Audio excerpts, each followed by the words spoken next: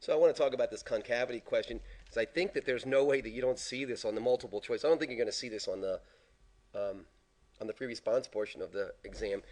But it's one of those things that's just absolutely free, so we should get it. So we're given this f of x function is x to the fifth minus 5x to the fourth plus 3. And we're asked to find all values of x for which f is concave up. When you get this all values, you're usually looking for an interval here, so that's something to think about, right? That there's probably going to be this interval here. And we have this function. So we know that the concavity test is called the second derivative test, and that's because it's determined by the second derivative. So let's just take the first derivative really quick, and it's 5x to the fourth minus 20x cubed, isn't it? And then second derivative would be 20x cubed minus 60x squared. Wow. Okay, so let's do this. Here's something to think about here. This is an x cubed function. We know cube functions look like this, right? In some form or another. That's maybe not the best drawing ever. So what we want to know is, where is this thing equal to 0? Because we want to know when it's equal to 0. Because we know that if f double prime of x is greater than 0, we have concave up. If x double prime of x is less than 0, we have concave down. So let's look for this thing. So let's set this thing equal to 0. So we have 20x cubed minus 60x squared equals 0. So we're doing this concavity test here. We have 20 and 60, so we can factor out 20, can't we? We have x cubed and x squared, so we can factor out x squared, can't we?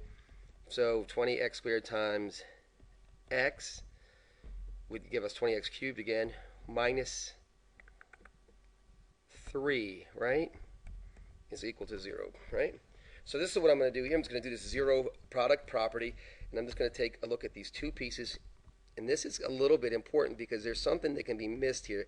Hopefully you see what's happening here, but we have the zero product property, so we have 20x squared is equal to 0. X squared is equal to 0. I'm going to divide both sides by 20. And we get this, and then I'm going to take the square root of this. And this might seem really stupid because I get that it's true. I know that you want to say x is 0, and that's true, but what's the square root of 4? And this is just to illustrate a point. It's plus or minus 2, isn't it?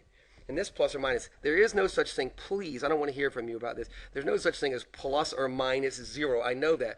But what I also know is that it's going to give us this piece right here. This thing is called a double root.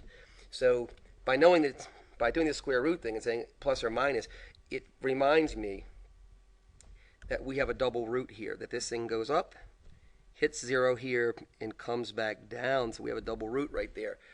Why am I saying that? Because this whole thing is a cube, right? This thing is third power. So I know at most it can have 3 roots.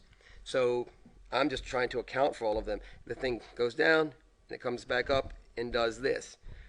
But we know down here, everywhere, right? Everywhere, this point is the point 3, 0, isn't it?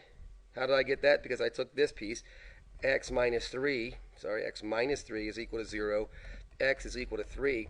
So now I know this. I know x is equal to 3 here. This is the point 3, 0.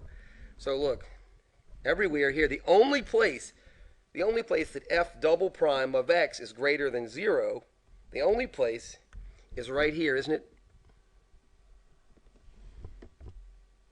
Right? Because every place here, this is all less than 0, right? So we know that if f double prime is less than 0 everywhere here, it's concave down. So here's our concave up. So if we look at that, remember we're looking for an interval here, that this gives us x has got to be greater than 3. And for everywhere x is greater than 3, that's what we're going to have, isn't it? This is absolutely crucial to us. So what are all the x values? X such that x is greater than 3. And that's every x value possible, okay? I hope this is helpful. Look, we're going to see this stuff on the exam. I don't know how much graphing you're going to be asked to do, but you're going to ask to be able to make assumptions and interpret some things. And I think this shows up most on the multiple choice, and I wish you the very best of luck. If you haven't already subscribed, please do. And your comments, as always, are welcome.